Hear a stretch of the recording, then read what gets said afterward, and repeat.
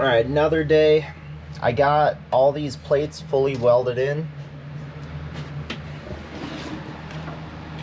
I got a little bit of a hole right there that punched through, but I think I'll deal with that on the back side. These are all fully welded.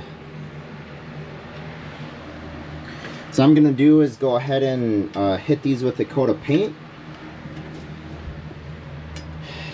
and at least get them covered, and then we'll start working on the harness bar and the dash bar.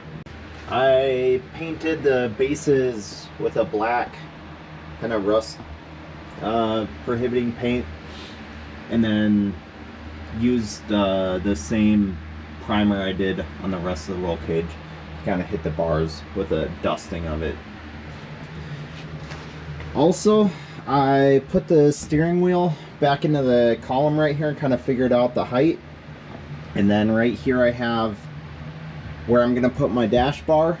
There's a mark over there, so I used the laser level to make sure it's level. All I have to do is measure that, cut the bar to that distance, and then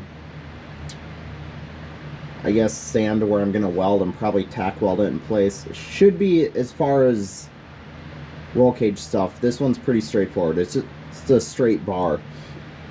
And then putting it right here will give me a good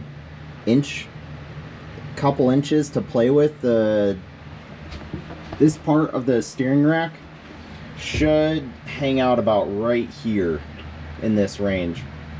That gives it some clearance to the brake pedal, doesn't put this at a crazy angle, and then sits it at a decent level as far as the driver. It does sit a little low, but putting the bar here will have room to bring it up if need be. And I currently have the seat a little bit forward and kind of right in middle in terms of height. So worst case, we can drop the seat a little bit, like another inch, 3/4 of an inch, something like that. So we're gonna get working on the dash bar, and then after that, I think I'm going to work on the harness bar back here. And I think I'm gonna curve it out a little bit to meet the seat so that we don't have to use or purchase a backing plate for the seat. But we'll see how motivated I am at that point, because I still have those bars, and then probably putting an anti-sag bar on the harness bar, and then I also have to do the door bars, which are definitely going to be a little bit of work.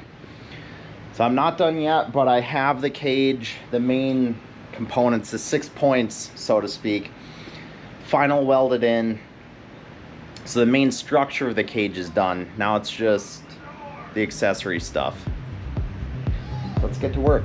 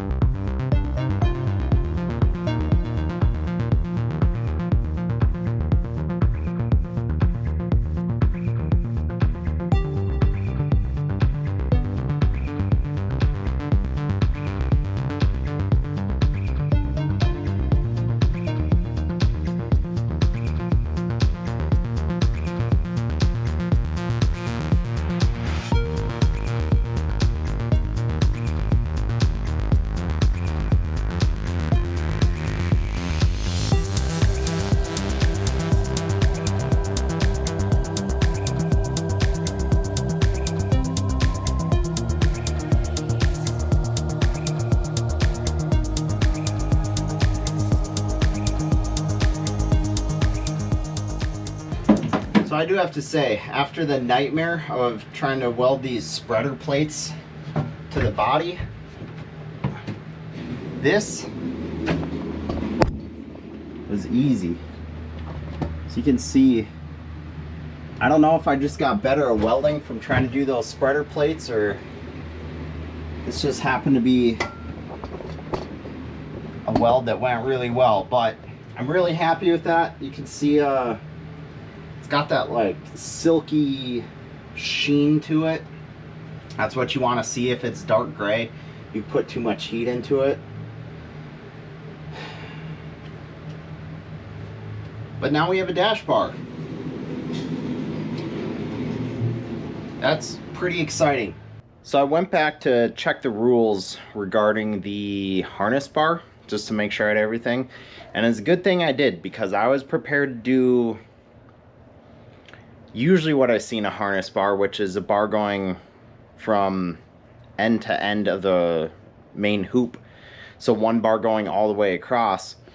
In these rules though, you have to, so this is one of the more ideal cages. So you have to have a continuous bar, a diagonal, from the bottom of one foot of the cage up to the corner of the other. So I'm working on that right now, and then you basically intersect that with your harness bar. It's the next day. I finished installing the diagonal bar. Most yesterday I spent getting this diagonal bar fit, but it's fully installed. If you can see that, it's welded in here, and it goes all the way down and is basically half welded to this bar, half welded to the spreader plate down there. Now what I have to do is weld in the harness bar that'll go from here to here. To do that, I'm gonna get the seat, put it in at its highest setting, and then set the harness bar to basically be parallel. Sorry,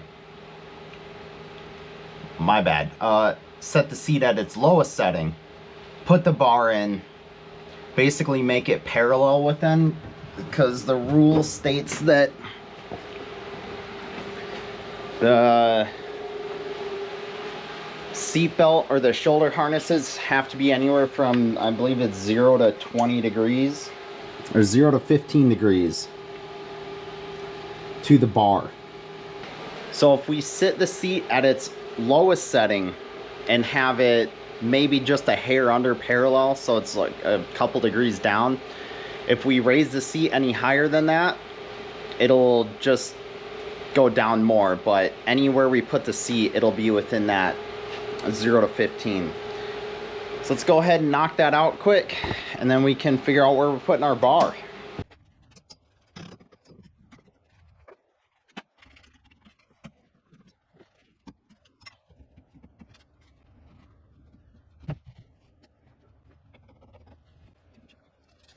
So what I did here is I put the seat, the front angled up one more. So from the lowest point, we're 0.3 degrees in the, I guess, positive, if you want to call it that. So this is angled higher than that, which the rule is 0 to 15 degrees down. Right now we're 0.3 degrees up. From the lowest part on this harness that goes through the seat, however, if you slide it to the highest part, we're 3 degrees down. So between that, overall the seat's down, or the harness bar is down from that seat position. So I think we're good. This is what I was referring to. So from here, the harness bar is 0.3 degrees up. From here, the harness bar is 3 degrees down.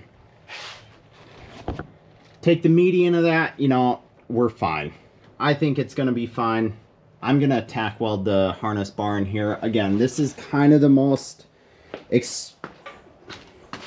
basically one of the most extreme seat positions I think we are likely to do. Again, with the rear mounting point the lowest, and this one second to the highest. I sat in it. You do feel lean back a decent amount. It's kind of comfortable actually, but you know, I don't know in race car terms if it's lean back too much. I also don't know with the steering wheel and actually trying to drive the car in a track setting where exactly you want it. If I had to guess, I'd say we're probably going to run it in this middle one right here, or one down, which again will put the harness bar from the lowest point 6 degrees down, which is smack in the middle. There's about 3-4 degree difference, so 6 to 10, I guess. Right in the middle. I'm comfortable with it. We're gonna roll with it. I'm gonna weld this thing in.